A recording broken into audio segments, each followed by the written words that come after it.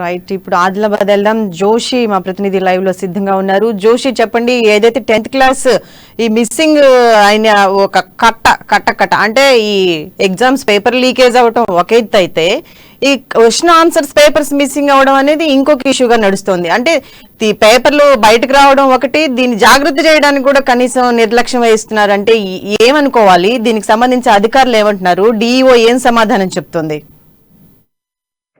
Right Sirisha, good evening. ఇక్కడ ఆదిలాబాద్ జిల్లాలో 10వ తరగతి పరీక్షలు ప్రారంభమైనటువంటి అంటే నిన్న మొదలైనటువంటి 10వ తరగతి పరీక్షలకు సంబంధించి మొదటి రోజే పూర్తిగా జిల్లాలో పరీక్షల నిర్వహణ అనేటటువంటిది ఎంత నిర్లక్ష్యపూరితంగా ఉంది, ఎంత బాధ్యతారహితంగా ఉంది అనేటటువంటి పూర్తిగా రాష్ట్ర వ్యాప్తంగా తేటతెల్లమైనటువంటి పరిస్థితి. 10వ తరగతికి సంబంధించి మొట్టమొదటిగా తెలుగు పరీక్ష నిర్వహించినటువంటి నేపథ్యంలో దానికి సంబంధించి ఏదైతే జవాబు పత్రాలు ఏవైతే ఉంటాయో సీల్ వేసిన తర్వాత వీటిని ఆదిలాబాద్ జిల్లా కేంద్రం నుండి అటు వరంగల్ కు తరలించేటటువంటి క్రమంలో ఉట్నూరు నుండి బస్ స్టాండ్ అంటే బస్ ద్వారా తరలించేటటువంటి క్రమంలో అక్కడ ఒక జవాబు పత్రాలకు సంబంధించినటువంటి ఒక బండిల్ మిస్ అయినటువంటి పరిస్థితి రాష్ట్ర వ్యాప్తంగా కూడా ప్రధానంగా ఉమ్మడి జిల్లా వ్యాప్తంగా కూడా తీవ్ర చర్చనీయాంశంగా మారినటువంటి పరిస్థితి.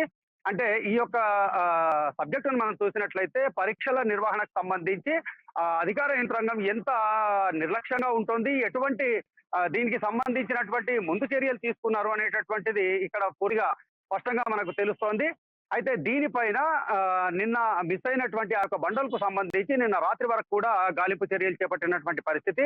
అయితే అక్కడ ఉన్నటువంటి ఎంఈఓ, ఉట్నూరుకు సంబంధించినటువంటి ఎంఈఓ తెలుపుతున్నది ఏంటంటే, ఆయన తెలిపినటువంటి ప్రకారంగా చూసినట్లయితే మొత్తం 11 బండిల్స్ పోస్టల్ ద్వారా ఇక్కడ బస్టాండ్ కు తరలించడం జరిగింది. అక్కడ బస్టాండ్ కు వెళ్ళినటువంటి సందర్భంలో వాటిని పరిశీలించగా 11 బండిలకు బదులు 10 బండిలు మాత్రమే ఉన్నాయని చెప్పి ఆయన పేర్కొనడం జరిగింది. అయితే ఉట్నూరు మండల కేంద్రంలో ఉన్నటువంటి జెడ్పీ సెకండరీ స్కూల్లో ఏర్పాటు చేసినటువంటి 1063 అనేటటువంటి సెంటర్ కోడ్ గల సెంటర్ నుండి వచ్చినటువంటి బండిల్ ఒకటి మిస్ అయింది అనేటటువంటి విషయాన్ని ఆయన పేర్కొనడం జరిగింది.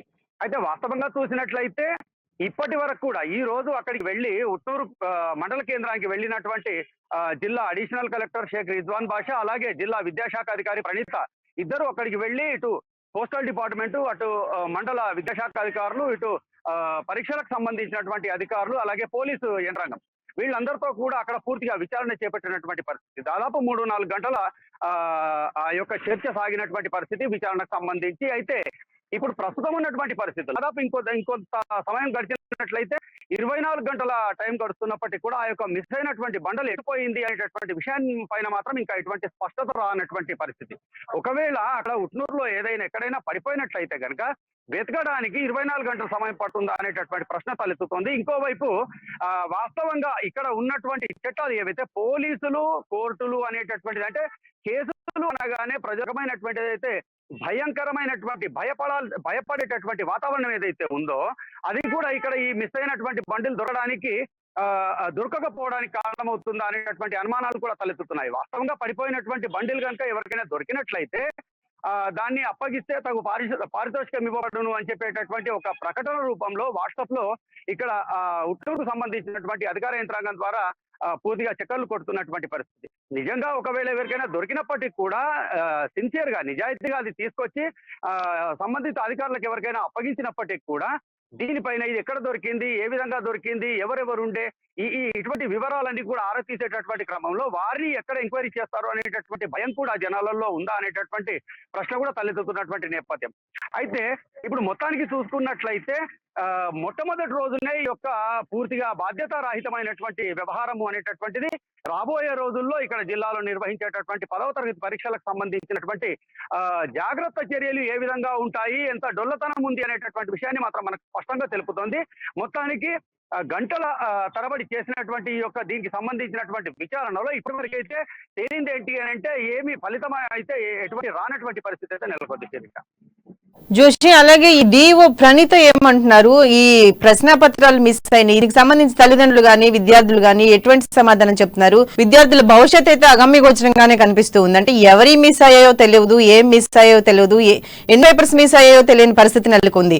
డిఓ నిర్లక్ష్యం అని మనం అనుకోవచ్చు అంటారా? అంటే ఒక స్కూల్లో ఎగ్జామ్ జరుగుతున్నప్పుడు ఎగ్జామ్ అయిపోయిన తర్వాత చాలా పకడ్బందీగా ఆ పేపర్లని జాగ్రత్త తీసుకెళ్లి ఒక వ్యవస్థ ఉంటుంది. అది అంత నిర్లక్ష్యంగా ఎలా ఉందంటే ఒక పేపర్లు పడిపోయి దాన్ని డంపింగ్ యార్డ్ లో వెతికే కార్యక్రమం జరుగుతోంది. అలాగే వాట్సాప్ గ్రూపుల్లో ఇది దొరికితే మేము తగిన పారితోషికం ఇస్తాము అని చెప్పేసి ఆ వాట్సాప్ గ్రూపుల్లో చక్కర్లు కొట్టడం అనే విషయాన్ని మనం ఏ విధంగా చూడొచ్చు అంటారు? వాస్తవంగా ఇక్కడ చూసినట్లయితే ఈ పరీక్షల నిర్వహణకు సంబంధించినటువంటి విషయంలో అధికారులకు సంబంధించినటువంటి పూర్తి నిర్లక్ష్య వైఖరి అనేటటువంటిది మనకు స్పష్టంగా తెలుస్తున్నటువంటి పరిస్థితి శిరీష. ఎందుకు అనంటే పరీక్ష నిర్వహించిన తర్వాత పరీక్ష నిర్వహణకు సంబంధించి ఎన్నైతే జాగ్రత్తలు తీసుకుంటారో మాస్ కాపింగ్ నిరోధకానికి కావచ్చు, ఇతరత్ర అన్ని విషయాలకు సంబంధించి ఇటు ఏదైతే ఇన్విజిలేషన్ డ్యూటీ కావచ్చు, ఫ్లయింగ్ స్క్వాడ్ కావచ్చు, వీళ్ళ సెలక్షన్ లో ఏదైతే జాగ్రత్తలు తీసుకుంటారో పరీక్ష అనంతరము ఈ యొక్క జవాబు పత్రాల తరలింపుకు సంబంధించి కూడా అంతకంటే ఎక్కువ స్థాయిలో జాగ్రత్తలు తీసుకోవాల్సినటువంటి అవసరం అయితే ఉంటుంది. అంటే వాస్తవంగా ఈ పోస్టల్ డిపార్ట్మెంట్ ద్వారా వీటిని తరలించాల్సి ఉన్నప్పటికీ కూడా సంబంధిత విద్యాశాఖాధికారులకు సంబంధించినటువంటి బాధ్యత, అలాగే వాళ్ళు పోలీస్ డిపార్ట్మెంట్ కి యొక్క విషయాన్ని తెలిపి తగు జాగ్రత్తలు అంటే సెక్యూరిటీని ప్రొవైడ్ చేయాల్సిందిగా కోరినటువంటి నేపథ్యంలో ఇటు విద్యాశాఖకు సంబంధించినటువంటి ఉద్యోగులు కావచ్చు, పోలీసు శాఖకు సంబంధించినటువంటి సిబ్బంది కావచ్చు, ఈ జవాబు పత్రాల వెంట ఉండి అవి తగు గమ్యస్థానం చేర్చేటంత వరకు కూడా జాగ్రత్తగా వ్యవహరించాల్సినటువంటి అధికారులు, ముఖ్యంగా విద్యాశాఖ అధికారులు ఈ విషయంలో ఎటువంటి జాగ్రత్తలు తీసుకోకుండా ఆ యొక్క జవాబు పత్రాలను పూర్తిగా గాలికి వదిలేసినట్టుగా మాత్రం మనకు తెలుస్తోంది శిరీష. అయితే ఇంతవరకు దీనిపైన విద్యాశాఖాధికారి స్పష్టమైనటువంటి ఎటువంటి ప్రకటన చేయలేదు. ఒకవేళ మీడియా ఏదైనా ప్రశ్నిస్తే దానికి ముక్తసరిగా సమాధానం చెప్తున్నారు. దానికి సంబంధించినటువంటి గాలింపు చర్యలు కొనసాగుతున్నాయి, దీనిపైన విచారణ జరుగుతుంది, బాధ్యుల పైన తగు చర్యలు ఖచ్చితంగా ఉంటాయనేటటువంటి సమాధానాలు మాత్రమే ఇస్తున్నటువంటి పరిస్థితి.